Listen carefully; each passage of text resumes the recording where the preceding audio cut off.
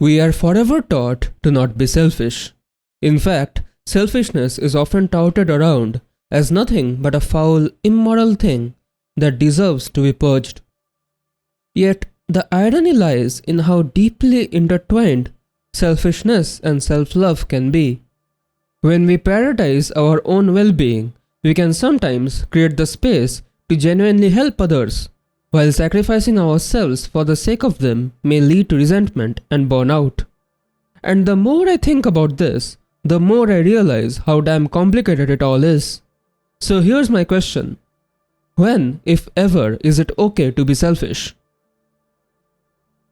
Selfishness is the timeless art of not you, only me. It's like the basic formula of the human psyche. And it truly is timeless. I think selfishness may just be one of the oldest aspects of our psyche. I mean, no hunter-gatherer ever thought, let me share my food first, when survival was on the line.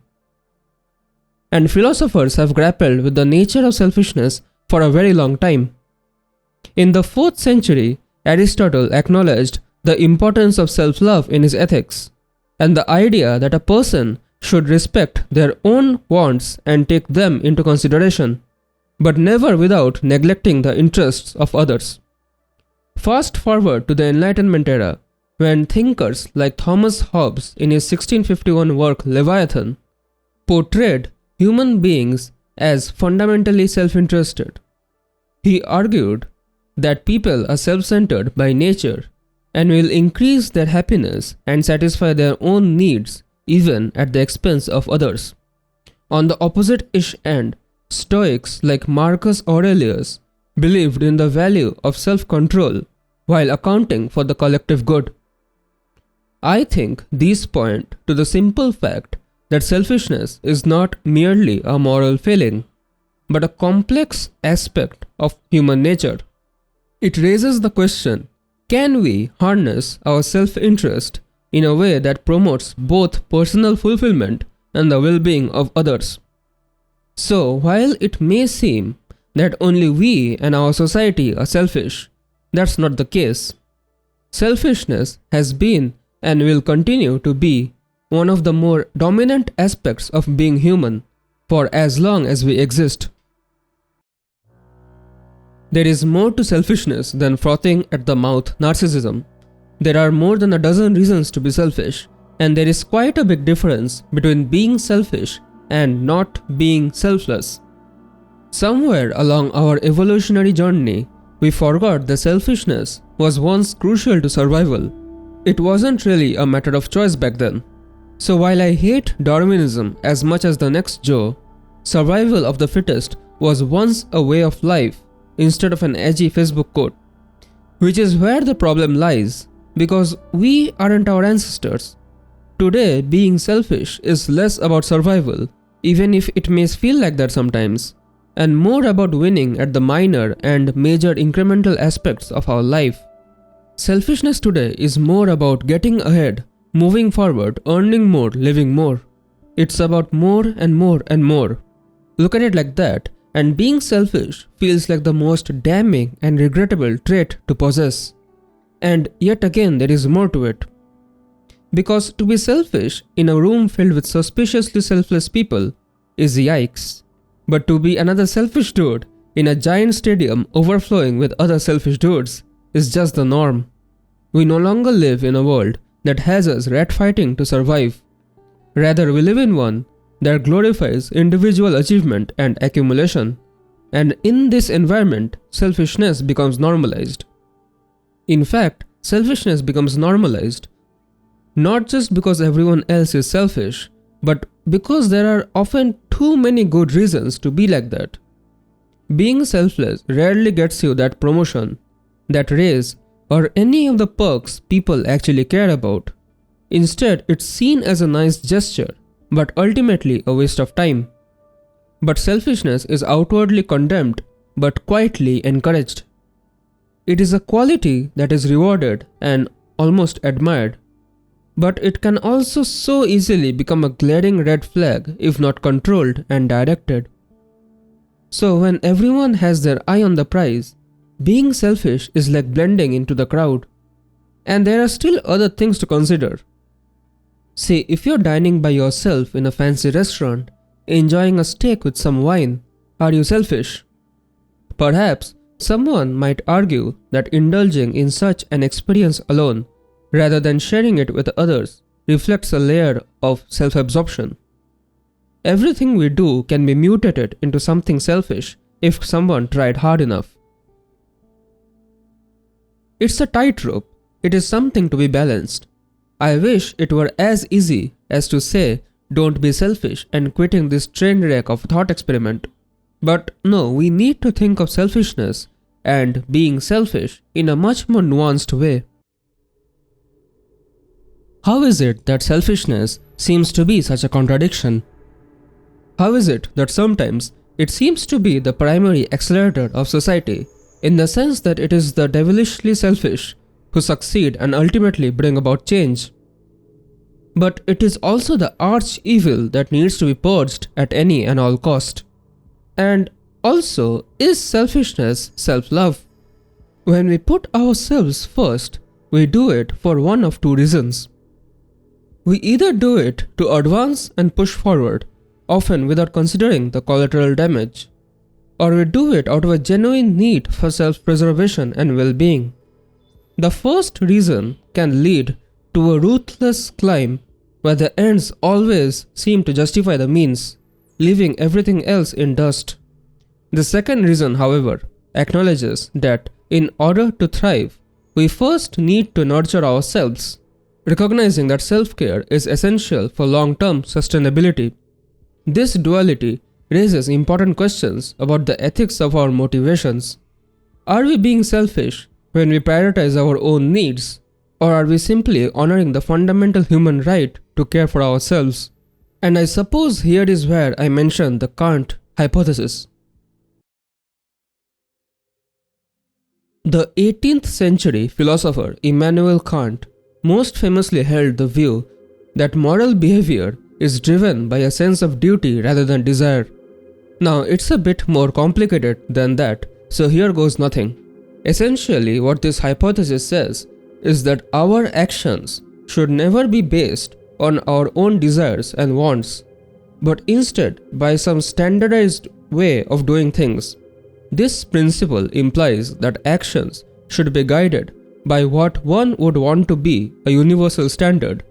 However, Kant does not deny that individuals have their own interests and desires.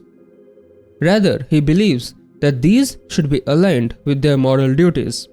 For instance, pursuing one's happiness is acceptable as long as it does not infringe on the rights or well-being of others. By this metric, the second reason for being selfish seems justified, doesn't it? But then again, how do we judge where the lines between being selfish without hurting others and being selfish blur? I think self-love is sort of important because it forms the foundation of everything else in our lives. When you love and respect yourself, you set healthy boundaries, make better decisions, and have the emotional capacity to care for others and yourself. But here's the thing though, self-love can so easily turn into selfishness, and the line between them is a tricky one.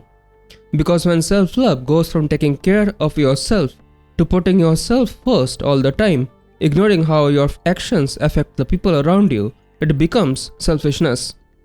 It's all about the balance, because self-love lets you thrive without stepping on anyone else, while selfishness pushes others aside for your own gain. To be alive and to thrive is to be self-motivated. Survival, in its rawest form, hinges on our ability to prioritize our own needs over others. It is an instinct that has been finely tuned through the entirety of our evolution, ensuring that our species endures. But we again run smack into the same problem, that survival today and survival a century ago, let alone multiple centuries, is very different. Most people reading this will not have to fight or duel anyone to survive, and still we do, in some ways, fight. Survival in the modern world hinges on how well a person navigates the cat's cradle of personal beliefs personal ambitions, and you need to do this to be a functioning part of society responsibilities. And hence, as complex as all of this becomes, as thriving becomes less of a straight line and more of a drunk squiggle, selfishness becomes all the more critical. And so the question, will selfishness forever be part of living well? I think, in most ways, yes. But in some, perhaps not. Because, of course, and I am repeating myself here, there is a difference between being selfish to propel yourself further and being selfish to actively sabotage. But where does one draw the line? Where does self-interested morph into self-indulgence? When does well-intended self-love turn Machiavellian? Up until now, I have tried very hard to illustrate how it's functionally impossible to not be selfish in the skewed world, but there are ways to, as they say, tame the beast. To subtly and deftly balance upon the line without crossing over. To maintain some semblance of being a halfway decent person, not only when you have to, but also when you don't. I think that with some self-deception, some self-reflection, it is very much possible to still be your selfish self, but a lot more healthily. So let's do that. Let's try and think of ways where we can be selfish without coming off as a giant ass.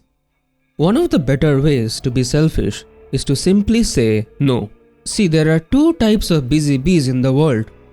There are the ones who choose to be so, who choose to somehow accomplish 700 things in 24 hours and depend on their to-do list apps and their Google Calendar harder than a pubescent depends on his magazines. And then there are the others who somehow get swept up, who woke up with a clear head and a clear list of things to do, and yet got strong-armed, pressured, or hell simply convinced to do more. So yes, saying no to that one coworker who always seems to Batman out whenever the going gets busy might be selfish, but it is also something all of us who slot in category 2 need to learn to do. 1 hour is what I give myself every day to just be. This is different from screen time, different from stress time, and different from social time. This is time for just me. This 1 hour is when I just think, to let my mind run off to the deep end. Relaxation rituals are important to not just help you relax, but to also flush out all those lingering feelings of existential dread and apathy. And it seems easy enough, but it's not. Finding that time amidst life's demands can be a challenge, often met with guilt or the pressure to be productive. So is it selfish? Hell, I don't know. This me time thing can sometimes end up feeling and being selfish. Maybe you finally take a long overdue break to unwind, but hey, it is ultimately good for you. There are plenty more ways and plenty more times when it is okay to be selfish. But there is a common thread, a singular similarity connecting them. And it is one often painful, chafing word: balance. So to finally answer the question, how does one walk upon the tightrope of selfishness? You do it by trying to balance it all. See, there are two ways to, two ways to spread love. You can either give it away and flutter it to everyone else. You can shower your friends, your family, and every John Doe with attention and adoration, and very much lose yourself in that. Or you can spend it all on your own lovely self. In a sense, spreading love to everyone often comes at a cost of your own happiness and your own peace. And that's categorically why this is such a hard thing to do. Because we need to find a way to be that people-loving self without losing ourselves. Altruism, self-care, self-love, selfishness. These are all concepts that are connected. Because excessive, obsessive, pathological altruism is self-sabotage. But what may seem as selfishness can be self-care. There is no one true answer, but we try and we try.